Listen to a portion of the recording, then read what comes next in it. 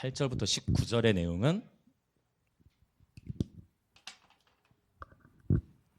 반복해서 이야기하는 것이 악한 자의 유혹을 물리치라는 것입니다.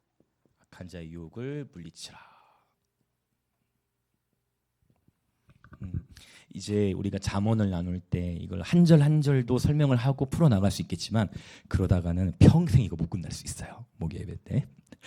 그래서 핵심적인 이야기들 또는 조금 어려운 부분들을 중심으로 이렇게 또 살펴보려고 합니다. 그래서 그렇게 했을 때 잠언을 통해 하나님 주시는 분명한 저 여러분의 메시지가 있을 거예요. 그렇지 않으면 마치 이것은 서당의 교육과 같이 되어질 거예요. 한자라는 식에 머물려 보면, 왜냐하면 자꾸 여러분 자녀들 다 키우고 계시겠지만 자녀들의 입장에서 생각해 보면 자녀들이 언제 스트레스를 많이 받을까요? 마침 우리 지금 10대, 그렇죠. 우리 지금 10대도 장원함으로 예배 온 건데 언제 스트레스를 많이 받을까요? 제발 하지 마면 계속 듣다 보면, 그렇죠? 거기서 우리 자녀 세대들은 스트레스를 받을 거예요. 사실 자녀 세대들만 스트레스 받았던 게 아니라 우리도 어렸을 때 똑같았을 겁니다. 어른들도 그렇죠? 네, 하지 말라고 하면 꼭 어떤 심리가 더 발생할까요? 물론 그럴 수 있어. 저는 하지 말라고 했을 때 진짜 안 했습니다 하신 분들도 계시겠지만 하지 말라고 하면 더 하고 싶은 그런 어떤 욕구가 일어날 수도 있다. 그래서 여러분들은 안 하셨더라도 우리들의 자녀들은 그럴 수 있다 라는 걸 이해하면서 잠언의 핵심. 근데 계속 오늘 8절부터 19절은 계속 그 얘기 하는 거예요. 잔소리처럼. 지혜의 시작을 어떻게 표현하는 거예요?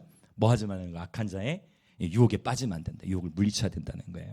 아멘. 9절부터 19절은 계속 이것을 반복해서 얘기하는, 특별히 유혹에 있어서 어떤 유혹이 있느냐, 경계될 유혹. 13절 보면 우리가 온갖 보화를 얻으며, 물질, 잠언은 사실은 기타 다른 성경에 비해서 생각보다 재물에 대해서 후하게, 즉 사실은 디모데 전후서라든지 바울서신 또 예수님 같은 경우는 하나님과 견주는 신을 무엇으로 놓았어요? 하나님과 감히 견주는 신을 돈으로 놓은 거예요. 그래서 하나님과 뭘 겸하여 섬길 수 없다. 재물을 겸하여 섬길 수 없다. 바울도 얼마나 심하게 이 재물에 대해서 경고를 하냐면, 돈을 사랑함이, 여러분 율법은 613가지인데 돈을 사랑함이 일만하게 뿌리다라고 하나님 그렇게 바울을 통해 말씀하신 것은, 이건 과장법인데 그 정도로 돈을 사랑하는 마음을 경계해야 된다. 돈을 사랑하는 마음으로 인하여 그 욕심으로 인해 사람이 뭐에 빠지게 된다 했냐면 올무에 걸리게 된다 했어요. 그래서 이 재정에 대해서는 청지기의 삶, 할렐루야. 청지기의 삶이 굉장히 중요한 것 같아요. 하나님께 맡겨주신 분깃 안에서 청지기의 삶, 맡겨주신 영역에 최선을 다해서 신실하게 관리하는 것. 작은 것을 충성할 때 하나님이 더 큰 것을 맡기시고 때로는 증가시키시기도 하시고. 근데 잠언을 보면은 상대적으로 이 신약 성경에 있는 이야기보다 좀 더 돈에 대해서 좀 더, 아까 전에 말씀드린 여호와를 경외하는 자가 이 재물을 결국은 보상을 받게 된다는 이야기도 있고, 그다음에 돈은 범사에 이용된다, 이런 표현들도 있고, 이런 지혜 문학 안에서 잠언 전도서 안에서는 그런 표현들이 있는 것을 보게 되어집니다. 그러나 재정에 있어서 지금 잠언에서 시작하는 시작점은 뭐냐면 여호와를 경외하는 거예요. 이게 시작이에요. 여호와를 경외하는 마음이 갖춰지지 않은 채 부요함을 누리는 것은 오히려 위험할 수 있다라는 것을 잠언은 언급하는 거예요. 그래서 1장에서부터 보화에 대한 이야기를 언급하면서 악한 자의 유혹을 조심해야 되는데, 특별히 어떤 유혹을 조심해야 되느냐? 이 보화의 유혹. 그래서 이런 부분들, 범죄도 그래서 요새는 어떤 경우에 주로 범죄가 시작되게 됩니까? 재정의 유혹으로 인해서 더 많은 것을 얻기 위한 소유욕에 의해서 범죄들이 일어나죠. 19절에서는 이익을 탐하는 모든 자의 길은 다 이러하다라고 표현하고 있어요. 그래서 역시 무엇을 이익을 탐한다는 것은 뭐예요, 여러분? 욕심이겠죠, 욕심. 골로새서에 보면은 바울은 정확하게 얘기해요. 탐심은 곧 뭐라고 표현해요? 탐심은 곧 우상숭배다라고까지 표현하는 것을 보게 되어집니다. 이익을 탐하는, 결국 그 탐심, 그 근원 뿌리에는 탐심이 있는 거죠. 그래서 잠언은 마가복음도 사실 길에 대한 표현이 참 많거든요. 마가복음에 보면 예수님께서 길을 가다가 많이 말씀하세요. 십자가 이야기도 길에서 길을 가다가 이런 표현이 참 많이 나오는데 잠언도 역시 길에 대한 이야기를 많이 해요. 그래서 이것을 길신학이라고 해요. 길신학. 길에 대한 주제가 창세기부터 요한계시록까지 또 이렇게 나타나 있는 것을 보게 되죠. 길이라는 하나 주제만 가지고도 굉장히 우리는 다양한 이야기들을 할 수가 있는데 일단 기본적으로 8절에 19절 사이에서는 어떤 길에 빠지지 말라고 하냐면 그들과 함께 길에 다니지 말라. 그 다음 19절 이익을 탐하는 모든 자의 길은 다 이러하다. 근데 예수님께서도 가만히 보면 길에 대한 이야기를 많이 하셨죠. 마태복음 7장의 유명한 말씀은 무엇입니까?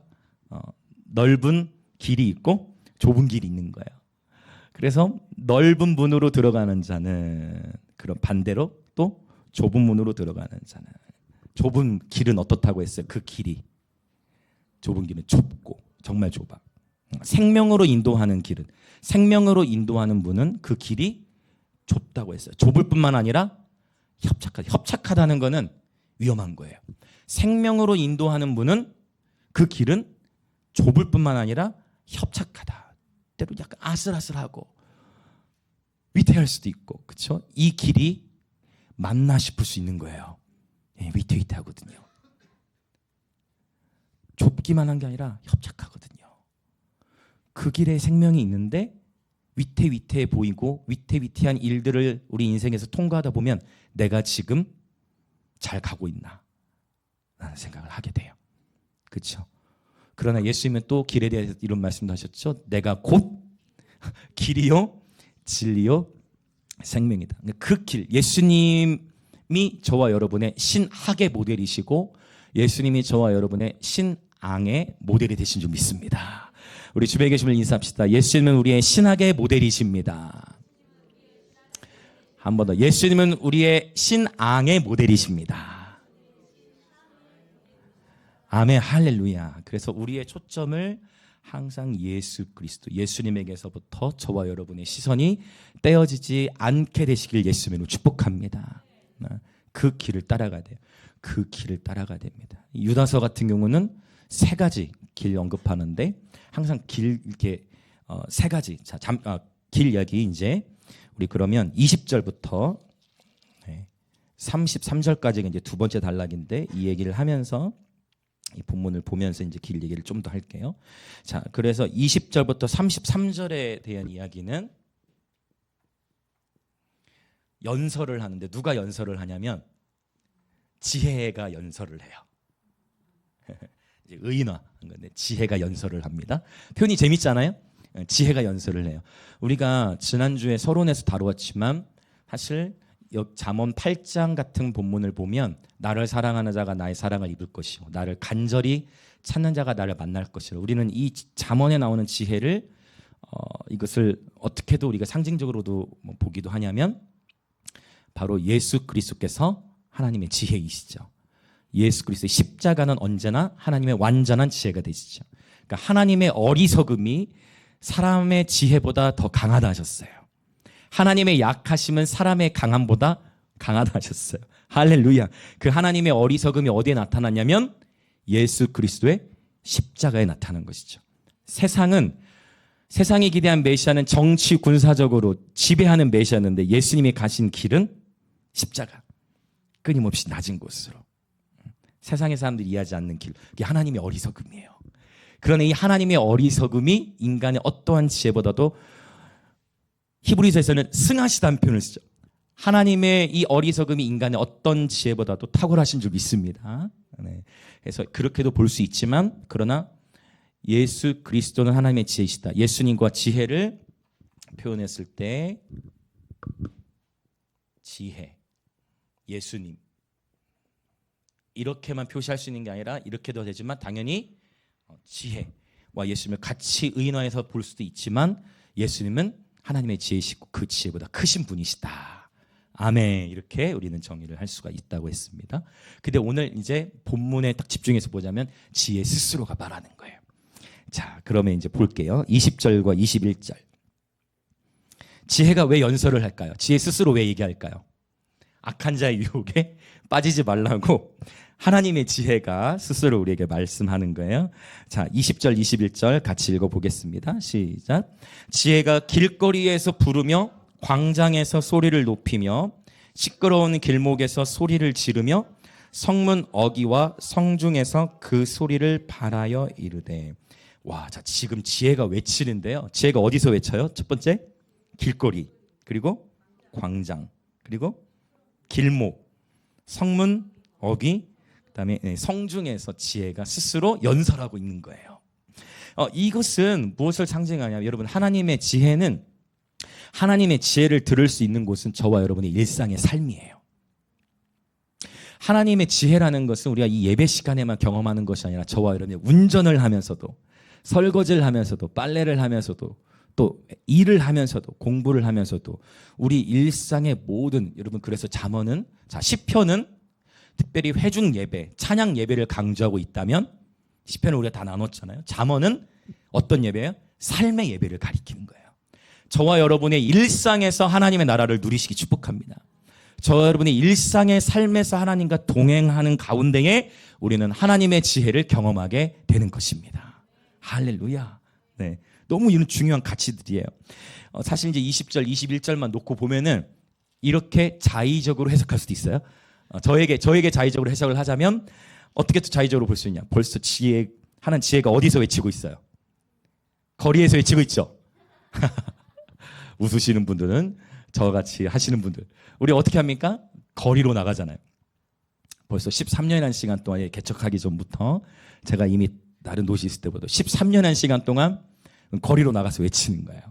그래서 이러는 순간에는 묵상과 큐티는 약간 자의적으로도 가니까, 신학적으로는 아니에요. 그러나 길거리에서 우리가 거리로 나가는 것은 이유가 무엇일까요? 바로 하나님의 사랑을 전하고, 그렇죠? 복음을 담대히 전하는 것인데, 감사하게도 하나님께서 전도할 때 쓸 수 있는 빵도 하나님 공급하시고, 또 우리 후원해 주시는 빵집도 계속 더 잘 되고, 그와 동시에 이제 건빵 후원도 이제 시작돼 가지고 풍성하게 복음을 전하고, 예수님 믿지 아니하시는 분들도 다 좋아하시고, 그래서 김혜지에게 한 귀한 예배 문화가 되어진 것 같아요. 어쨌든 지혜가 길거리에서 부르는 거예요. 콜링하는 거예요. 사람들에게 하나님의 지혜에 대하여. 자, 그리고 신학적으로 정리했을 때는 바로 저와 여러분의 일상에서 우리는 하나님의 지혜를 들을 수 있다라는 것입니다. 여러분 축복합니다. 저와 여러분의 매일의 삶에서, 일상 속에서 하나님의 나라를 누리시기 축복합니다. 그리고 일상 속에서 말씀하시는 하나님의 은혜, 하나님의 음성, 하나님의 지혜에 귀를 기울이는 저와 여러분 되기를 원합니다. 아멘. 자, 이제 22절을 읽어볼게요. 22절에 보면 세 부류의 사람들을 언급해요. 자, 지혜가 계속 연설하고 있어요. 22절 시작. 너희 어리석은 자들은 어리석음을 좋아하며, 거만한 자들은 거만을 기뻐하며, 미련한 자들은 지식을 미워하니 어느 때까지 하겠느냐. 자, 22절에 세 부류의 사람이 나오는데, 첫 번째는 어떤 부류입니까? 어리석은. 히브리어로 다 다르게 쓰였어요. 그 다음에 거만한 자, 루츠라는 단어인데, 그 다음에 미련한 자가 있어요.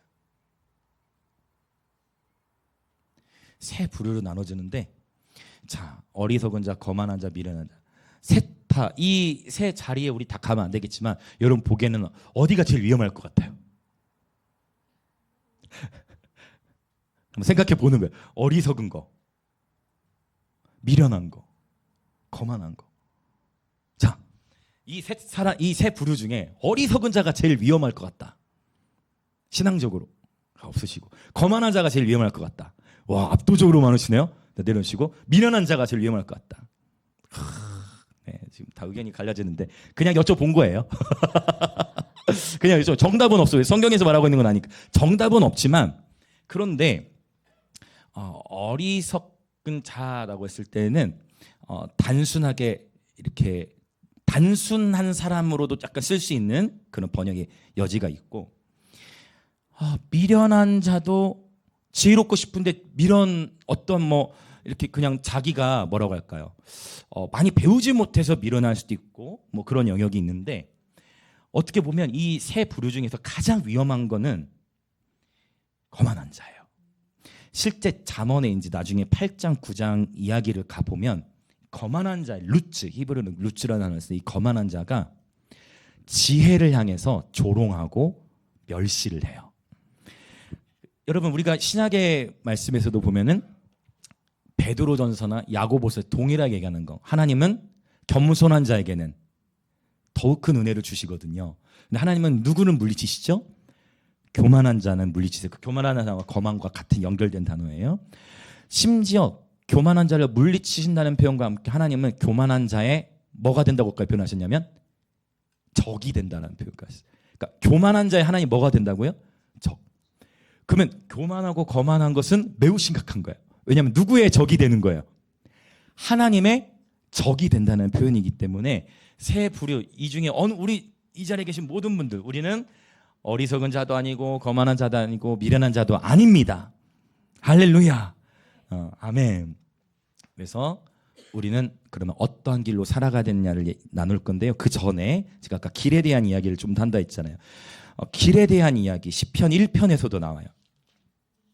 이미 우리가 시편 강의를 마쳤지만 한번 쭉 찾아보죠. 시편 1편 1절을 같이 한번 읽어보겠습니다. 시편 1편 1절. 자, 시작. 복 있는 사람은 악인들의 꾀를 따르지 아니하며 죄인들의 길에 서지 아니하며 오만한 자들의 자리에 앉지 아니하고. 자, 또 세 가지 봅시다. 어떻게 돼 있죠? 첫 번째, 악인들의 꾀. 그 다음에 죄인들의 길 나왔죠. 그 다음에 오만한 자라고 표현해 있죠. 그렇죠? 오만한 자의 자리라고 돼 있어요. 자, 그럼 여기도 봅시다. 악인과 죄인과 오만한 자가 나왔네요. 자, 자, 셋 중에서는 어느 게 더 조심해야 될까요? 자, 셋 다 물론 가면 안 되지만, 자, 셋 중에서 악인이 제일 위험할 것 같다. 자, 죄인이 제일 위험할 것 같다. 오만한 게 제일 위험할 것 같다. 역시 또 그냥 여쭤본 거예요. 그렇지만 여러분이 공통점이 있어요 지금. 맞죠? 여기 쓰인 이 거만이 뭐와 연결되는 것 같아요? 오만과 연결되는 거예요. 맞죠? 오만과 연결되는 거예요. 그리고 이렇게도 볼 수 있어요. 어떻게도 볼 수 있느냐? 시작은 생각에서부터 전쟁이 일어나는 거예요. 꾀라는 건 어디서? 생각에서부터. 생각에서부터 판단해서 내가 보기에 내 소견에, 사사기는 그렇죠. 내 소견에 옳은 어디로 가는 거예요? 길로 가는 거예요. 그리고 그 길로 가서 그 길로 갔다 보면 여러분 길이라는 것은 처음에 아무런 길이 없던 곳을 계속 밟고 가다 보면 그곳에 말 그대로 길이 생기잖아요. 그렇죠. 그리고 그 길로 가면서 자리에 앉게 되는 것을 의미하는 거예요. 사실 이것은. 그래서 이렇게 전개돼 가죠. 그래서 시편 1편에서는 오만에 대해서 오만한 자의 자리에 앉으면 안 된다는 것을 강조하고 있어요. 자, 이러한 구약의 사상이 유다서에서도 언급되고 있으니 유다서도 세 가지를 얘기하는데 유다서의 세 가지는 뭐가 있냐면 첫 번째 가인의 길이 있어요. 역시 길신학. 그 다음에 발람의 여기서는 한 단어가 붙죠. 그냥 길이 아니라 발람의 어그러진 길이라고 표현합니다. 어그러졌다는 거는 시작은 좋았을 수 있어요. 그러나 중간에 꼬였어. 길을 잘 가다가 길이 꼬였어. 길을 잃은 거예요.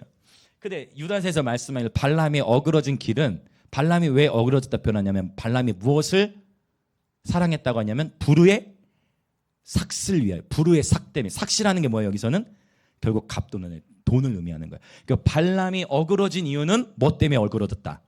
만몬 때문에 어그러졌다라는 걸 얘기하는 거예요. 근데 하나가 더 있어요. 유다서에 언급하는 게 그게 뭘까요? 고라의 폐역이라고 했어요. 역시 이 오만이 어느 것과 연결되는지 여러분 묵상하다 보면 답이 나올 수 있어요. 자, 결국 이 세 가지의 것들이 그러면은 지금 우리가 잠언 또 시편 그다음에 이제 신약까지 봤는데 그럼 이게 오늘날에만 있는 이슈가 아니라는 거예요. 이건 이러한 세 가지 이슈는 언제부터 항상 시작되었냐면 창세기에서부터 뱀이 하와를 꼬드길 때도 몇 가지로 꼬드겼냐면 이 세 가지와 연결돼. 이 세 가지 패턴은 계속 나와요. 이제 조금 속도를 더 낼게요. 요한일서 같은 경우도 세 가지예요. 요한일서 뭐가 있는 자는 하나님의 사랑이 그 안에 거하지 않는다 있죠?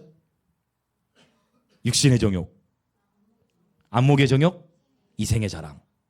창세기에서 뱀이 하와를 꼬드길 하와와 아담을 꼬드길 때 그 선악과를 보고서 먹음직, 보암직, 지혜롭게 할 만큼 탐스럽게 한다. 인류 역사는 계속 이 세 가지에 계속 일어나고 있어요. 이 세 가지의 싸움이 아담은 성공해서 실패했어요. 이 세 가지 싸움에서 실패했잖아요. 근데 누가 승리하셨죠? 예수님께서 승리하셨잖아요. 할렐루야. 나실인들이 성공할 뻔했어요. 나실인도 세 가지를 되지 않았거든요. 다 연결돼 있어요. 그런데 삼손, 물론 하나님의 긍휼을 베푸셔서 하나님의 은총을 주셔서 마지막에 또 승리케 하셨지만 나실인도 완전하게 이 말씀을 온전히 성취하지 못했습니다. 누가 온전한 승리를 이루셨냐면 예수님께. 그래서 예수님께서 마태복음 4장 보면 예수님이 광야, 성령에 이끌려서 성령에 이끌려서 광야로 가서 거기서 사탄에게 시험을 받으신 사탄이 몇 가지를 시험해요? 세 가지를 또 시험하더라. 이게 다 연결되어 있는 그런 이야기예요. 저와 여러분은 길을 걸어가야 되는데 사실 예수님께서 고린도전서 13장 시작하기 전에 내가 여러분에게 가장 좋은 길을 보여줄 겁니다. 내가 여러분에게 가장 좋은 길을 소개하겠습니다 라고 했어요. 그 가장 좋은 길이 어떤 길일까요? 그 가장 좋은 길 13장, 힌트는 13장, 고린도전서 13장 시작하기 전에 12장 마지막 절에 성령의 은사에 대해서 쭉 설명하다가 내가 여러분에게 가장 큰 은사, 가장 좋은 길을 보여줄 겁니다 라고 얘기하면서 13장에 뭐에 대한 이야기로 나오느냐? 사랑. 그러니까 다 연결되세요. 자기 이익을 탐하는 건 사랑이 아니죠. 내 욕심이죠. 결국 저와 여러분이 평생에 걸어가야 할 길은 사랑의 길인 줄 믿습니다. 물론 고린도전서 13장은 사랑의 길을 언급하고 고린도전서 1장의 시작은 어떻게 되냐면 무엇으로 시작합니까? 1장에 보면 바로 십자가의 도를 얘기하는 거예요. 십자가의 도가 뭐죠 여러분? 한자로 길도예요. 결국 또 무엇을 얘기하는 거예요? 고린도전서 십자가. 십자가의 길, 사랑의 길, 예수의 길, 예수님이 가신 길. 누구든지 나를 따르려거든 자기를 부인하고 자기를 사랑하지 않고 자기를 부인하고 날마다 자기 십자가를 지고 따르라고 주님 말씀하셨어요. 저는 우리 예수님이 너무 좋은 게 뭐냐면 못된 장군들은 약간 이거 이제 김일성, 김정일 스타일. 어떻게 하냐면 자기는 안 움직여. 그럼 어떻게 하죠? 여봐라. 너희들 이제 러시아로 가라. 알고 계시죠? 파병하고 한. 너희들은 이제 러시아로 가라. 뭐 김정은은 가요 안 가요? 안 가요. 김정은은 항상 뒤로 빠지고 너희들 가라. 그렇죠? 그래서 못된 장군들은 여봐라 돌격 앞으로. 여봐라 돌격 앞으로. 이해되세요? 여봐라 돌격 앞으로. 돌격 앞으로 하면 어떻게 해야 돼요? 앞으로 가야 될 거 아니에요. 근데 돌격 앞으로 외쳐놓고 돌격 앞으로. 근데 진짜 타고난 장군은 어떻게 해요? 여봐라 명령이 달라. 여봐라 돌격 앞으로가 아니라 여봐라 나를 따르라 하러 가야지. 여봐라 나를 따르라. 얼마나 좋아요. 이순신 장군처럼. 이순신 장군 너무 멋진 표현 너무 많이 했잖아. 뭐든 누구든지 살고자 하는 자는 죽을 것이요 죽고자 하는 자는 살 것이다. 어디서 많이 들어본 것 같지 않으세요? 이거 어디서 많이 들어본 것 같지 않으세요? 뭔가 복음과 연결되지 않습니까? 이순신 장군이 했더니 그러면서 야, 적에게 나의 죽음을 날리지 말라. 그렇죠? 아주 멋진 장군. 그러니까 예수님은 여러분 저와 여러분 그리스도 예수의 좋은 군사로 부름받았습니다. 우리 예수님 우리의 군대 대장이 되십니다. 여호수아에게도 나타나셨던 군대 대장. 그분은 돌격 앞으로 하지 않으시고 그분이 뭐라고 하셨어요? 마태복음에 보면 뭐 사복음에서 다 나오죠. 결국 누구든지 나를 따르라. 그렇죠. 제자들 콜링하실 때도 나를 따르라고 말씀하셨죠. 이게 우리의 소망이에요. 예수님이 가신 길, 예수님이 선택하신 방법, 예수님께서 하신 그 말씀, 예수님의 그 모든 것이 저와 여러분의 모든 것이 되시길 축복합니다. 예수님은 그 안에는 지혜와 지식의 모든 보화가 다 담겨있는 줄 믿습니다. 예수님만이 저와 여러분의 모든 것이 되시길 축복합니다. 그래서 때로는 단순한 게 최고예요. 갈등이 일어나고 고민이 되는 가장 큰 이유 중 하나는 나를 사랑하는 마음과 싸우는 것일 수 있어요. 여러분 축복합니다. 즐겁게 십자가의 길을 가는 예배를 내시기 축복합니다. 예수님도 그렇게 하셨어요. 예수님도 히브리서 말씀에 보면 그 앞에 있는 기쁨을 위하여 십자가를 참으셨다 하셨어요. 물론 우리에게 본이 되시기 위하여 겟세마네에서도 기도하시는 모습을 친히 다 보여주신 그 헌신과 고난받으심으로 순정함을 배웠다라는 표현이 있죠. 왕이신 하나님이 뭐하러 고난받을 필요가 있어요? 바로 저와 여러분의 모델링 해주시기 위하여 그 길을 친히 가신 거예요. 그래서 우리는 결코 혼자가 아니고 우리는 외롭지 않고 우리는 방향을 잃지 않을 수 있어요. 하나님의 말씀이 저와 여러분의 길이고 나침판이기 때문입니다. 할렐루야. 그래서 언제든 이제 그 얘기도 나올 건데 길을 잃었다가도 뭐 하면 되냐? 이건 히브리어로 슈브라고 해. 길을 잃었다가도 어떻게 하면 되냐면 돌아가면 돼요. 그러니까 방향을 잃을 수 있어. 그래서 다시 잃었다가 오뚜기처럼 그 길로 돌아오면 되는 거예요. 할렐루야. 그래서 예수의 십자가의 길 그리고 사랑의 길로 늘 걸어가는 저와 여러분 되시길 예수의 이름으로 축복합니다. 아멘. 그래서 이 세 가지 패턴이 창세기부터 계속 언급된다는 거예요. 자, 그런 가운데에 그러면 다시 본문으로 돌아와서 볼게요. 이렇게 세 가지 부류의 사람들을 언급하면서 안타까운 것은 뭐냐면 이 지혜의 소리를 사람들이 듣지를 못하는 거예요. 그러나 지혜는 끝까지 외치며 기회를 주는 걸 보게 됩니다. 23절 같이 읽어볼게요. 23절 시작. 나의 책망을 듣고 돌이키라. 보라, 내가 나의 영을 너희에게 부어주며 내 말을 너희에게 보이리라. 할렐루야. 여러분 잠언에서도 성령님이 운행하십니다. 사실 하나님의 기록된 모든 말씀에는 하나님의 숨결이 담겨 있죠. 주님 말씀하시기를 나의 책망을 듣고 뭐 하래요? 돌이키라. 이 단어 돌이키다라는 단어가 바로 유명한 단어예요. 돌이키다는 단어는 슈브라는 단어였어요. 슈브. 이게 사실 회개라는 단어가 헬라어와 히브리어는 좀 의미가 약간 달라요. 히브리어는 말 그대로 돌이키는 거기 때문에 돌이킨다라는 것은 액션을 취하는 거예요. 히브리어는 항상 동사 중심의 그러한 언어예요. 근데 헬라라는 것 자체가 로고스라는 말 자체가 이성이라는 단어에서 땄어요. 헬라는 항상 뭐 하는 걸 좋아할까요? 헬라적 사고는 논쟁하고 토론하고 나누는 거 이런 걸 굉장히 좋아해요. 그리스 문화 안에서. 그러니까 근데 신약성경 주님은 헬라어로 기록되게 하셨죠. 근데 헬라어로 이 회개라는 메타노이아라는 단어는 생각을 바꾸다예요. 네, 생각이 이것도 물론 중요한데 생각만 히브리어 단어에서는 생각만 바꾸는 차원이 아니라 돌이키는 거예요. 가는 거예요. 다른 길을 바꾸는 거예요. 방향을 바꾸는 거예요. 돌아오는 거예요. 지혜가 연설하면서 나의 책망을 듣고 돌이켜라 제발. 이 어리석은 자들, 거만한 자들, 미련한 자들의 자리에 가면 안 된다. 이 책망을 듣고 이 잠언의 말씀을 듣고 이 지혜의 말을 듣고 돌이켜야 한다. 그러면 어떻게 한다라고 주님 말씀하시는 거냐면 내가 나의 영을 너희에게 부어주며 내 말을 너희에게 보이리라 말씀하십니다. 할렐루야. 여기서 말하는 나의 영이라 했을 때는요. 자, 성령님을 의미하겠지만 본문에 충실한다면 어떤 영이에요? 그렇죠. 맞습니다. 본문에서부터 도출한다면 물론 궁극적으로는 성령님이에요. 그러나 성령님이 특별히 어떤 모습으로 어떻게 지혜의 영으로 임하시는 것을 말하는 거예요. 할렐루야. 성령님은 지혜의 영이세요. 물론 이사야서 11장에 보면 여호와의 7영에 대해 언급하고 있어요. 여호와의 영, 지혜와 총명의 영, 모략과 재능의 영, 지식과 여호와를 경외하는 영. 그래서 여호와의 7영이라는 표현이 요한계시록에도 나오죠. 여호와의 7명, 여호와의 또 7눈은 온 땅을 두루 감찰한다 말씀하시고, 특별히 잠언 1장에서 성령님은 어떤 영으로? 바로 지혜의 영으로 임하신다.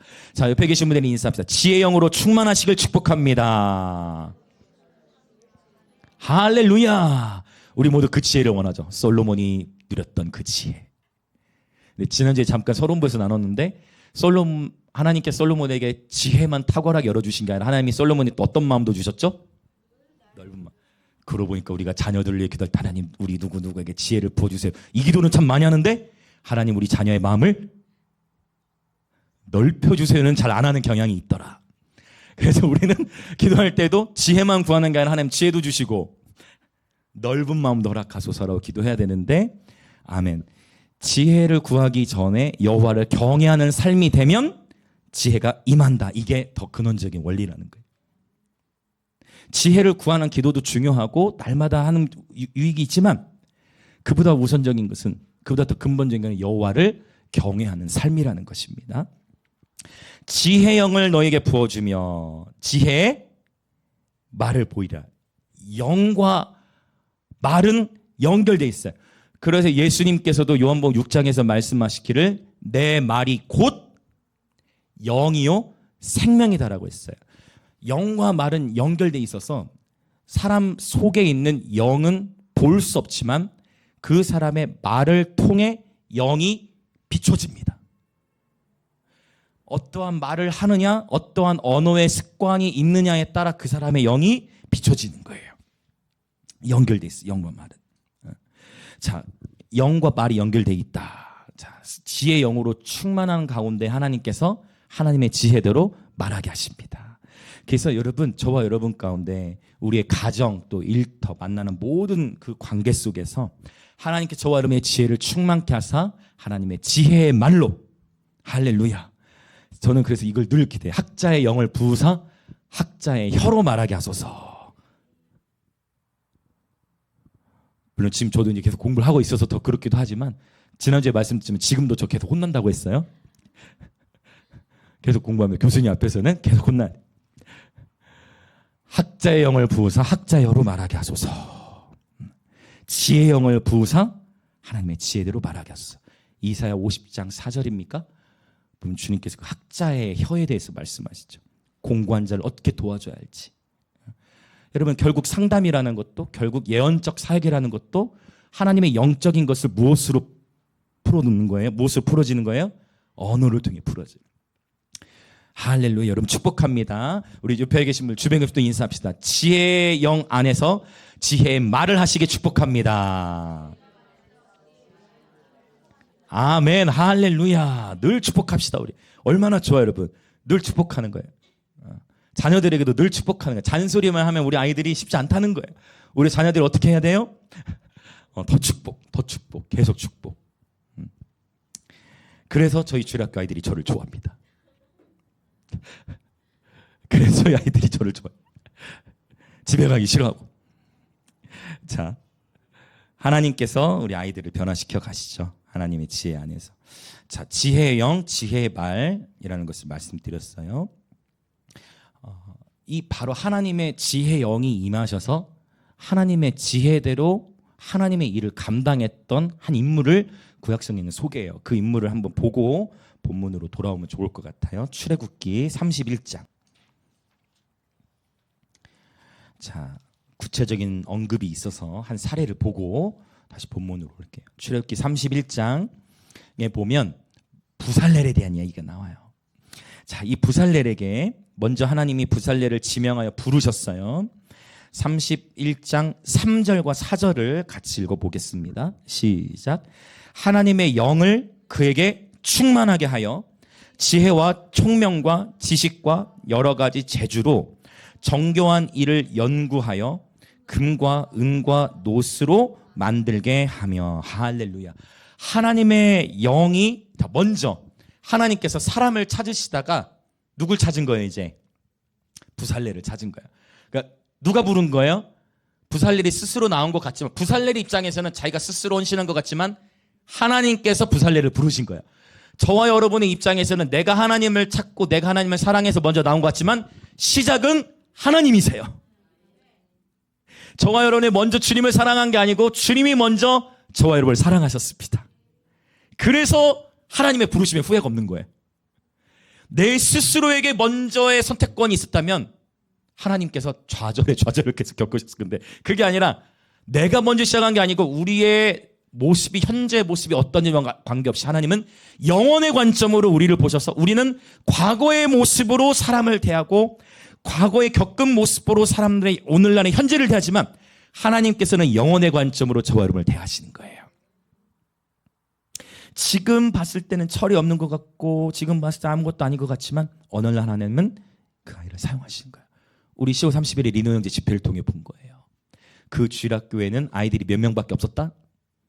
3명밖에 없었다. 그 3명의 아이들 그 시골의 한 교회에서부터 하나님이 그 한 예배자를 준비하셔서 놀라운, 여러분 너무 좋은 시간이었죠? 하나님께 기름 부음 받은 탁월한 뮤지션인과 동시에 하나님께 드려진 예배자. 그러니 지금도 리노 형제의 간증과 메시지를 통해 불신자들이 주님께 돌아오는 거예요. 나중에 하나님 캠프하면 리노 형제님을 또 부르게 될 겁니다. 함께 같이 평생 동역할 거예요. 여러분 한 사람이에요. 한 사람. 그리고 그 하나님이 찾으신 그 한 사람 바로 저와 여러분이 되시길 축복합니다. 네. 하나님은 영혼의 관점으로 보세요. 그분이 부르셨어요. 그분이 부르시고 그분이 부르셔서 그 부름 받은 부살렐에게 하나님의 영을 부으시는데 그 영을 충만하게 부으시고 그러자 어떤 일이 일어났어요? 하나님의 영으로 충만하게 되자 지혜, 총명, 지식, 그 다음에 여러 가지 재능이죠. 파워로 볼 수도 있고 또는 탤런트로 볼 수도 있고 하나님께서 그 여러 가지 재주를 주셔가지고 이 사절이 저는 또 좋은 것 같아요. 나는 하나님의 충만한 지혜를 다 가지고 있다라고 받는 것에서 멈추는 것이 아니라 하나님으로부터 이 지혜와 총명과 재능을 받은 것 가지고 뭐 해요? 그거 가지고 정교한 일을 뭐 해요? 그다음 정교한 일을 뭐 합니까? 연구하는 거예요.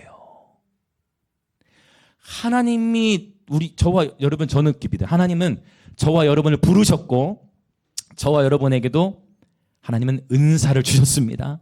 각 사람에게 맞는 은사를 하나님 주셨어요. 고린도전서에 보면 그분이 그분의 뜻을 따라서 은사를 나눠주신다 하셨어요. 몸을 섬기도록. 하나님의 부르심과 은사는 후회하심이 없다고 하셨어요. 그리고 그 은사, 하나님이 내게 주신 은사를 따라 이곳으로 공동체를 섬기고 영혼들을 섬기는 것입니다. 그런데 부살렐이 어떻게 했어요? 하나님은 능력을 받고 거기서 끝난 게 아니라 하나님은 부으시고 부살렐은요 정교한 일을 연구하는 거예요. 여러분 연구하시길 축복합니다. 이미 하나님은 저와 여러분에게 우리를 부르셨고 우리들 은사를 주셨어요. 그리고 이제 하나님 나에게 주신 은사를 따라 내가 어떻게 무엇을 하며 어떤 모습으로 하나님을 섬기며 살아갈지 연구하시길 축복합니다. 연구하고 준비하는 거예요. 그리고 실행하죠. 만듭니다. 너무 아름다운 모습이 하나님과 이 인간, 하나님께서 행하실 일이 있고 우리가 그분 행하실 일에 동참하면서 우리가 또한 해야 할 그런 순종의 영역들이 있다라는 것입니다. 이 부살렐이 바로 잠언 1장에 말하는 그 지혜 영으로 충만하여 바로 하나님의 지혜대로 행한 아주 좋은 사례가 되어지는 것 같아요. 이 정교한 일을요 영어 성경의 어떤 번역본에서는 아티스틱 디자인으로 번역해놨어요. 아티스트 오늘날 많이 쓰는 단어인데 아티스틱 디자인 요새 디자인이 참 중요한 것 같아요. 어쨌든 아티스틱 디자인 정교한 왜 부살렐을 통해 하나님 뭐하게 하셨어요? 성막을 짓게 하셨잖아요. 그러니 얼마나 많이 연구를 했겠습니까? 근데 완벽한 하나님의 지혜 이 놀라운 이 완벽한 하나님의 지혜 안에서 성막을 정교하게 또 연구하면서 여러분 정말 밤새가면서 연구했을 거라 생각해요. 하나님이 지혜를 주셨으니까 아무것도 안 하고 그냥 어느 날 나는 지혜가 열렸으니까 공부 안 해도 된다. 여러분 하나님은 그렇게 하시지 않으세요. 하나님은 하나님의 영을 부으실 때 우리로 하여금 뭐 하게 하세요? 연구하고 준비케 하시는 거예요. 그러면서 부지런히 연구하고 준비하고 하나님의 일에 동참합니다. 여러분 축복합니다. 하나님께서 저와 여러분에게도 수많은 아이디어들을 주실 거고 우리 삶의 자리에 수많은 지혜들을 주실 거예요. 근데 그때 필요한 게 뭐냐면 잠언에서 삶의 예배는 잠언에서 경계하는 것 중에 하나가 뭐냐? 게으름이에요. 그럴 수 있어요. 하나님 말씀하셨고 해야 되는 거 아는데 우리가 안 할 수 있어요. 여러분 순종하는 예배자 되시기 축복합니다. 연구하는 예배자 되시기 축복합니다. 그리고 실행에 나아가는 예배자 되시길 축복합니다. 부살일이 아주 좋은 사례예요. 자, 이제 다시 잠언으로 돌아올게요. 자, 슈브라는 단어 말씀드렸죠. 택망을 듣고 돌이키라고 말씀하셨고, 이제 이렇게 하나님은 축복을 주기 원하시는데 그럼에도 불구하고 24절부터 27절 읽어볼게요. 이 지혜가 이렇게 연설을 하는데 불구하고 사람들 어떻게 반응하느냐. 시작. 내가 불렀으나 너희가 듣기 싫어하였고 내가 손을 폈으나 돌아보는 자가 없었고 도리어 나의 모든 교훈을 멸시하며 나의 책망을 받지 아니하였은즉 너희가 재앙을 만날 때에 내가 웃을 것이며 너희에게 내가 비웃으리라. 너희의 두려움이 광풍같이 임하겠고 너희의 재앙이 폭풍같이 이르겠고 너희에게 근심과 슬픔이 임하리니. 그러니까 먼저 하나님께서 이 하나님의 지혜가 계속 콜링하고 지혜를 주기를 원하고 하나님의 뜻 행하도록 사인을 주고 여러 미션을 주고 하는데 인간들의 측면에서 어떻게 했다는 거야? 하나님의 음성에 하나님의 지혜에 귀를 기울이지 아니하였대. 하나님께서 손을 계속 내미시는데 그 하나님 내미신 손을 붙잡는 자가 없고 돌아보는 자가 없죠. 오히려 그 지혜의 교훈, 하나님의 교훈을 멸시하고 지혜의 책망을 받지 아니하고 그러다 보니 이제 여기서 약간 질투하시는 하나님의 속성이 나타나요. 이제 하나님 어떻게 하세요? 이제는 그냥 어떻게 하냐면 재앙을 만날 때 약간 좀 이럴 때는 이제 하나님이 잔인하시다. 어떻게 하나님의 영이 이러실 수가 있냐라고 생각이 들 정도로 지혜가 이제 지혜가 마음에 바뀌었어. 이제 지혜라는 이름 가지신 분들 누구 있나요? 지혜 이름 참 좋은 거예요. 지혜. 누가 혹시 딸이 지혜세요? 오. 오늘 우리의 만남이 결코 우연히 사실 처음 뵙는데 왠지 이 중에 지혜라는 이름이 누가 이게 있으실 것 같아서 그냥 여쭤봤는데 놀랍습니다. 저는 지금 처음 뵙는 거 맞죠? 저희 같이 지혜와 명철이 주고 마침 잠언하고 있네요. 이렇게 하면 저희가 왠지 짜고 하는 것 같잖아요. 그렇죠? 성령의 역사인 줄 믿습니다. 아멘. 감사합니다. 아멘. 주님께 영광입니다. 여러분 지혜가 이제는 마음이 바뀌어진 거예요. 그래서 28절 읽습니다. 그때 너희가 나를 부르리라. 그래도 내가 대답하지 아니하겠고 부지런히 나를 찾으리라. 그래도 나를 만나지 못하리니. 학자들은요, 구약 학자들은 특히 잠언을 연구하는 학자들은 이 28절의 그때를 구약 학자들의 대부분은 이 그때를 언제로 보냐면 최후의 심판의 때다라고 표현해요. 그래서 왜냐하면 26절, 27절에 재앙에 대한 이야기가 나오고 있기 때문에 구약 학자들은 그렇게 표현을 해요. 그래서 그런 그때 그러니까 여러분 똑같아요. 노아의 방주를 보고 배우라 했잖아요. 인자의 마음도 그러하다. 노아 할아버지가 100세 넘어서 100세 한참 넘었죠. 600세 때 홍수가 일어났고 500세 넘어서네. 500에 셈한 야벳을 낳았으니까 500살 넘어가지고 터들어 방주를 짓다. 500살이니까 500에 셈한 야벳을 낳고 그 이후부터 방주를 지었으니까 방주를 짓다. 나는 방주 짓다. 내가 방주 짓다가 죽으면 너희들이 나를 이어서 방주를 쳐야 하더라.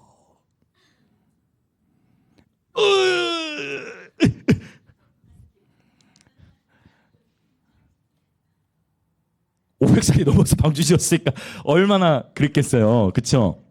물론 지금 시대랑 똑같이 볼 수는 없겠지만 그럼에도 불구하고 그 영역 가운데 아무도 오히려 다 미쳤다. 왜냐하면 그때까지 단 한 번도 비라는 게 내린 적이 없는데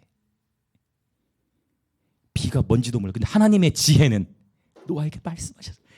하나님의 지혜는 이미 노아에게 연설하신 거예요. 하나님의 지혜는 노아에게 말씀하셨어. 내가 비를 내릴 거다. 너는 산에다가 배를 만들어라. 세상의 지식, 하나님의 어리석음이요. 이게 산에다가 배 만들어라. 내가 비를 내린다. 노아가 그때까지 비를 본 적이 있어요, 없어요? 정확하게 성경 노아 홍수 이전엔 비 내렸다는 표현이 없어요. 본 적도 없는 걸 가지고 어리석음이, 세상 사람들이 보기엔 하나님의 어리석음. 세상 사람들이 얼마나 노아를 조롱했겠어요. 이 표현 써서 죄송해요. 놓친 내가 노망이 들었나? 뭐 하는 거야? 그것도 하루 이틀만 아니라 100년 넘는 시간, 이제 곧 언제 죽을지 모르는데 허리 꼬부라져 있는데 방주를 짓고, 그것도 어디다가, 산에다가. 그래도 좀 바닷가 쪽에다가도 지어야 될 거 아니야. 세상 사람들이 봤을 때는 얼마나 미련해 보였겠어요. 세상 사람들이 봤을 때는 노아를 어리석은 자로 생각하고 미련한 자로 봤겠지만, 하나님의 지혜는 노아에게 부르심을 주셨고, 노아로 하여금 배를 만들게 하시고, 그걸 산에다가 짓게 하시고, 결국 이제 이게 오늘 결론과 연결돼. 들어야 돼요. 누구에게? 하나님께. 하나님의 지혜의 귀를 기울여야 됩니다. 어쩌면 여러분이 다른 사람은 이해할 수 없는 여러분만 하나님 앞에 받은 부르심이 있을 수 있어요. 내 주변의 사람들이 봤을 때는 나를 마치 노아가 그걸 겪은 것처럼, 당신 지금 뭐 하는 거야? 당신 지금 뭐 하는 거야? 라고 얘기했어요. 얼마나 많은 조롱을 받았겠어요. 그러나 노아는 물론 나이가 많이 들었기 때문에 잘 안 들렸을 수도 있지만 약간 이거는 성경에 있는 얘기는 아니고, 근데 좀 생각해 보세요, 여러분. 500살 그때 보청기가 있어요? 여러분, 노아는 계속 부르심을 감당하는 거예요. 그리고 하나님은 기회를 주시는 거예요. 근데 참, 인간은 순종하지 않고, 인간은 들어오지 않았는데 정확하게 동물들이 정렬됐어. 야, 인간은 노아의 방주에 들어올 생각을 아무도 안 하는데 꼭 들어오고. 뭐죠? 메아리 쳤나요?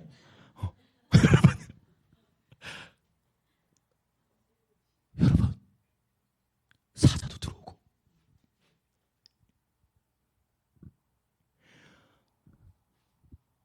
기린도 들어갔겠지.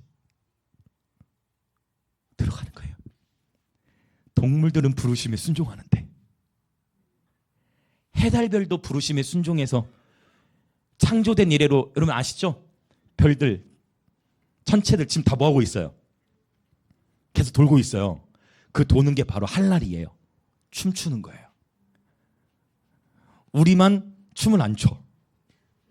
근데 하나님이 만드신 이 친구들은 창조된 이래로, 약간 어지럽네. 그러니까 창조된 이래로 부르심의 자리를 이탈하지 아니하고, 이 친구들은 계속, 저는 지금 아주 천천히 놀았지만 이 친구들은 우리가 상상할 수 없는 속도로 돕니다. 그렇죠? 계속 춤추며 예배하는 거예요. 인간만 이 부르심에 잘 순종해요. 동물들마저도 다 정렬돼가지고 방주에 들어. 비가 내리기 시작해. 그러면 비가 내리기 시작하면 그때라도 깨달아야 되는데, 왜냐면 생전 처음 보는 거잖아. 그때라도 깨달아야 돼. 깨닫질 않아. 사인이 오는데. 그러다 결국 산으로 도망가고 피하지만 마침내는 설 곳이 없어지고, 그때는 이미 하나님께서 문을 열지 않으셨다라고 했어요. 그리고 다시 시작하게 되는 거예요. 여러분, 지혜라는 건 결국 하나님께 귀를 기울이는 것입니다. 여러분, 하나님의 지혜가 이미 저와 여러분들 주어졌어요. 그분의 지혜에 귀를 기울이는 저와 여러분 되시길 축복합니다. 기회가 지금이 바로, 바울은 선언하죠. 지금이 바로, 보라, 지금이 구원의 때요, 은혜 날이로다. 지금이 여호와를 찾을 때인 줄 믿습니다. 자, 주변에 계신 분들 인사합시다. 지금이 곧 여호와를 찾을 때입니다. 아멘. 찾아야 돼요. 기회, 지금이 기회예요. 지금이라는 거는 이제 다시 오지 않아요. 그래서 제가 자주 우리 예배팀 지체들에게도 하는 얘기가 있어요. 오늘이 마지막인 것처럼, 오늘이 마지막인 것처럼 예배하는 거예요. 저희가 이 사역을 다니다 보면 항상 그 사역 가는 곳에 목사님들이 꼭 물어보신 게 있어요. 아니, 어떻게 고래고래 소리 지르면서 이렇게 찬양을 하냐. 저는 대답해요. 왜냐하면 저는 목소리를 잃었던 사람이기 때문에. 하나님이 저는 성대 결절이 심해서 목소리 잃었지만 하나님 다시 저희 1집 앨범에 있죠. 아름다운 주에서 곡을 주시면서 성도를 회복시켜 주셨어요. 할렐루야. 하나님은 회복시키시죠. 물론 회복이 안 일어날 수도 있어요. 우리는 상관없어. 그래도 우리는 하이프레이즈. 시련과 이렇게 제가 만들어 놓고도 그걸 잃어버립니다. 아픔 속에서도 기뻐 춤을 추며 주를 찬양. 고난과 역경 속에서도 우리는 여전히 주를 찬양. 이게 하이프레이즈예요. 내 삶에 돌파가 있느냐 없느냐와 관련이 없는 거예요. 내 삶 속에 어떤 일이 있냐 없냐 그것과 상관없어. 그냥 우리는 하이프레이즈. 할렐루야. 이러한 사람을 세상이 감당하지 못하고 이러한 예배자의 삶을 살아갈 때 하나하나 이러한 고난 속에서 하나님을 예배할 것, 이것은 천사들도 따라할 수 없는 예배. 천사들은 영광 가운데서만 예배하니까요. 저는 고난과 상실 속에서 드리는 이 예배, 천사들도 흠모하는 예배, 그리고 이러한 고난 속에서 예배를 통해 하나님 우리에게 영적인 권세들을 부어주세요. 여러분 축복합니다. 자, 그래서 이 사람들이 지혜는 기회를 줬지만 받아들이지 않았고요. 29절부터 32절을 보겠습니다. 시작. 대저 너희가 지식을 미워하며 여호와 경외하기를 즐거워하지 아니하며 나의 교훈을 받지 아니하고 나의 모든 책망을 업신여겼음이니라. 그러므로 자기 행위의 열매를 먹으며 자기 꾀에 배부르리라. 어리석은 자의 퇴보는 자기를 죽이며 미련한 자의 안일은 자기를 멸망시키려니와. 여기서 이 퇴보라는 단어를 하나 설명드리고 싶어요. 이 퇴보라는 단어는요, 이 퇴보라는 어떤 단어냐면 미슈바로 표현돼. 근데 여기 보세요. 이 단어가 있죠. 이 슈브가 회개하다 돌이키다라고 했죠. 여기 슈브가 있죠. 이건 뭐냐면은 퇴보예요. 그러니까 그 길에 들어선 거예요. 잘 돌아선 거예요. 그랬는데 다시 뭐 한 거예요?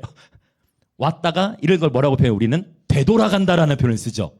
돌아왔는데 돌아왔어. 근데 뭐 한다는 거예요? 다시 되돌아가. 그게 미슈바예요. 다시 돌아가는 거예요.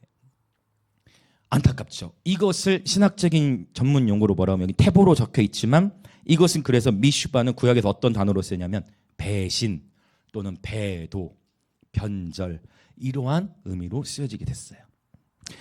여러분, 우리가 십자가의 길을 가다 보면 좁은 길을 가다 보면 아까 그 길이 좁기만 한 것이 아니라 협착하다 했어요. 그러면 부르심이 흔들릴 수 있어요. 내가 지금 가는 이 길이 맞는가? 내 삶에는 열매가 없는 것 같고 내 삶에는 눈에 보이는 다른 사람들에게 뭐 인정받을 만한 없는 것 같고 그러나 주님은 말씀하세요. 여러분, 열매는 주님의 것이에요. 열매는 성령의 열매. 성령의 열매가 얼마나 많은지 몰라요. 성령의 열매, 의에 이르는 열매, 거룩함에 이르는 열매, 화평에 이르는 열매, 이 모든 열매들이 우리는 열매들을 주렁주렁 맺혀서 주님께 올려드리게 될 것입니다. 여러분, 열매는 주님이 판단하세요. 우리는 부지런히 나가는 사람들은 눈에 보이는 열매를 원해.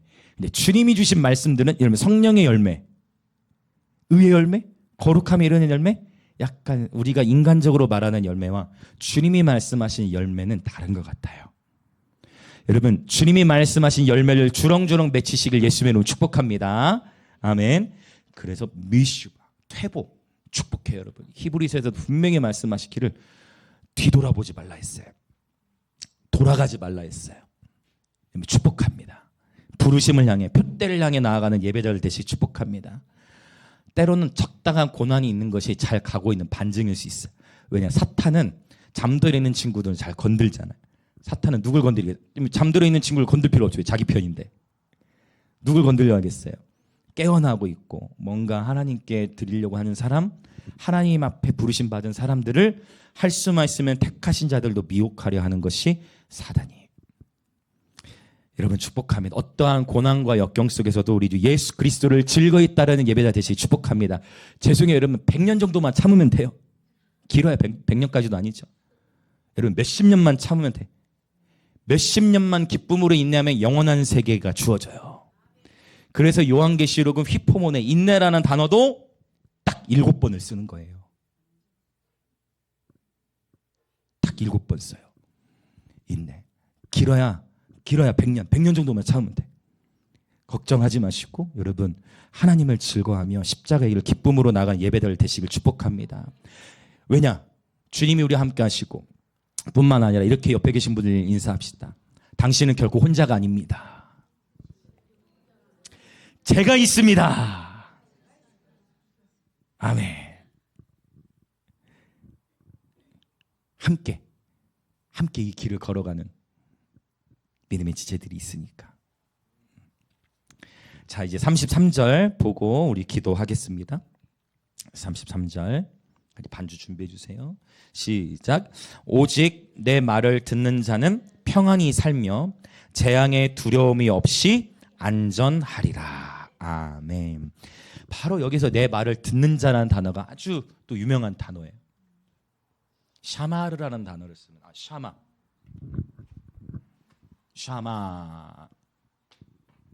샤마와 샤마르는 약간 달라요. 샤마는 샤마르 할 거예요. 끝에가 레시로 가면 지키다, 보존하다 이런 의미인데 샤마 이 단어는 뭐냐면 쉐마 이스라엘 할 때 바로 그 단어예요. 그게 뭐예요? 뭐 하라는 거예요? 들으라는 거예요. 그러니까 지켜 순종하는 삶으로 가기 전에 뭐 해야 되냐면 들어야 돼요. 그래야 어리석은 길로 가지 않는 거겠죠. 듣는 거예요. 하나님의 지혜에 귀를 기울이는 저와 여러분 되시길 축복합니다. 믿음은 들음에서 나며 들음은 그리스도의 말씀으로 말미암는 것입니다. 오직 지혜의 말에 귀를 기울이는 자, 하나님의 지혜에 귀를 기울이는 자는 폭풍 속에서도 평안히 살며 재앙의 두려움이 없이 안전하리라. 여러분 이 세상에서 어디가 가장 안전하겠어요? 가장 안전한 곳은 하나님의 임재 아니에요. 가장 안전한 곳은 주님과 함께하는 것입니다. 주님과 함께하는 것이 우리 인생의 가장 큰 안전이에요. 이제 우리 기도를 할 건데요. 인생을 살아가다 보면 이 길 흔들릴 때가 있어요. 내가 지금 잘하고 있는 게 맞나? 그러니까. 또는 오늘 놓아야 되는 얘기도 했고 하나님이 내게 부르신 길이 있고 사명이 있는데 어쩌면 노아가 그것을 겪었던 것처럼 아무도 알아주지 않을 뿐더러 오해만 받을 수도 있어요. 그러나 하나님이 말씀하셨다면 하나님이 나에게 주신 부르심이라면 그 부르심을 붙들고 끝까지 가는 거예요. 그것이 사명이요 부르심이요 십자가입니다. 그분이 나를 부르신 여정을 쭉 가는 거예요. 세상의 사람들은요 숫자를 보고 판단해요. 그렇죠? 숫자를 보고 판단하고 또 얼마나 재물이 많으냐를 보고 판단하고 얼마나 탁월한 지위 명예롭게 사냐 이 돈 명예 이런 것 또는 뭐 쾌락 뭐 이런 영역에 그 영역의 이상의 것을 보질 못하죠. 오늘 하나님 저와 여러분이 콜링하시는 것은 여러분 참 인생이라는 것이 내 삶 속에서 고난 하나 해결이 되면 그 다음에는 고난이 없는 게 아니라 우리의 믿음이 성장할수록 하나님도 그에 걸맞는 테스트를 하시더라고요. 이것을 선지서들을 통해 볼 수가 있는데 이스라엘 백성들이 출애굽해 나왔죠. 430년의 시간 동안 종된 데서부터 해방됐어요. 어린 양의 피. 그분이 구속하셨어요. 이사야 43장은 말씀하기를 그때 바다에 뭐를 내셨다고 표현하냐면 길을 내셨다라고 표현을 해요. 하나님 바다에 길을 내신 거 놀랍죠? 우와 해가지고 바다 갈라지는 걸 보는 거예요. 우와 하나님이 바다를 가르셨다 건너가자 하고 건너와서 막 하나님을 찬양하고 노래합니다. 그런데 애굽이라는 센 적을 통과하고 왔는데 그로부터 역사적인 시간이 흘러서 그 다음에 더 강한 민족을 만나게 돼요. 그게 어디냐면 바벨론이에요. 애굽도 셌는데 애굽보다 더 센 무리를 또 만나. 그 다음에 시즌이 바뀌어서 바벨론은 더 강해. 완전 전 세계적인 대국이야. 너무 강하니까 바벨론 제국도 하나님께 심판을 받을 때 교만해가지고 심판을 받거든요. 절대 무너질 것 같이 않던 그런 제국이었는데 빨리 망해요. 생각보다. 하나님 앞에 교만해가지고 하나님이 더 빨리 멸망을 시키셨는데, 그런데 이사야 43장에 뭘 얘기하냐면 너희는 옛적 일을 기억하지 마라. 이게 사실 이 문맥에서 나오는 거예요. 너희는 이전 일을 기억하지 말라. 그 얘기 뭐냐면 여러 가지로 적용하시, 이전 일을 기억하지 말라는 거예요. 이전에 애굽, 여러분 애굽이 더 세다 바벨론이 더 세다고요? 어느 게 더 세다고요? 바벨론이 더 세요. 요한계시록도 바벨론에 대해서 또 언급하는 게 그 이유예요. 종말론적인 전쟁에서 더 센 적이 내 앞에 펼쳐지는 거예요. 그 이전의 일을 기억하지 말라는 건 뭐냐면 보라 내가 새 일을 행할 것이다. 그 예전에는 어떻게 하셨냐면 바다에 길을 내셨는데 이제는 어떻게 하겠다는 거냐면 내가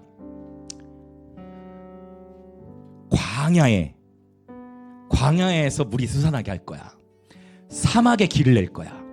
광야 가운데 사막에 길을 내고 그곳에 물을 부을 거야 라고 말씀하시면서 이전 일을 기억하지 말라. 내가 새 일을 할 것이다 라고 말씀하세요. 여러분 축복합니다. 오늘 저와 여러분의 삶에 그리스도 안에서 새 날이 왔음을 선포합니다. 이전 일을 기억하지 마십시오. 이전에 하나님께서 저와 여러분의 삶에 행하셨던 구출의 이야기도 평생의 간증이에요. 그러나 이럴 수 있어요. 지금의 시즌이 내가 이전에 경험했던 차원의 전쟁보다 더 세게 경험하고 계신 분들이 있다면 그만큼 저와 여러분은 그리스도 안에서 장성해 가고 있는 것입니다. 이제 더 센 적을 물리칠 준비가 된 거예요. 아이들이 게임을 하다 보면은 처음에는 레벨 1, 내가 레벨이 성장할수록 프로그래밍은 어떻게 되냐면 나만 레벨이 세지는 게 아니라, 여러분 생각해보면 나는 레벨이 세졌는데 적군이 레벨이 낮잖아요. 그러면 아이들은 게임을 하잖아요. 왜? CC에. 근데 내가 레벨이 세질수록 적군도 센 레벨들을 배치하는 거예요. 이런 설정을 통해 하나님은 저와 여러분의 인생이라는 스토리를 빚어가세요.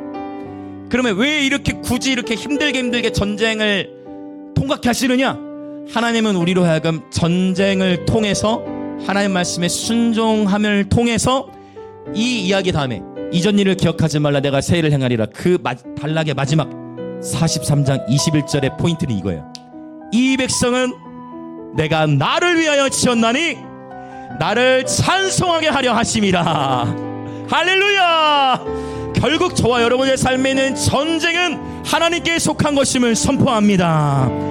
그 전쟁을 통해 우리는 예배자가 되어지는 거예요. 그 전쟁을 통과하면서 하나님께 순종하는 법을 배우는 거예요. 그러면서 비로소 예배자가 되는 것입니다.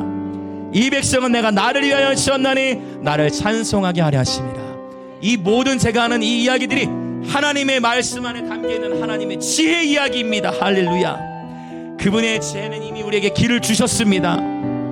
기도합시다. 하나님 아버지, 이 시간 우리 삶의 어떤 상황 속에서도 악인들의 꾀에 빠지지 않게 하시고 죄인들의 길에 서지 않게 하시며 오만한 자의 자리에 거하지 않게 하소서. 가인의 길 발람의 어그러짐을 고라의 패역으로 잠시 흔들렸다면 이 시간 회개합니다. 주여 용서하여 주시옵소서. 오 어리석은 자 거만한 자 미련한 자가 되지 않고 지혜의 연설 지혜의 말에 귀를 기울이는 예배자 되게 하여 주시옵소서.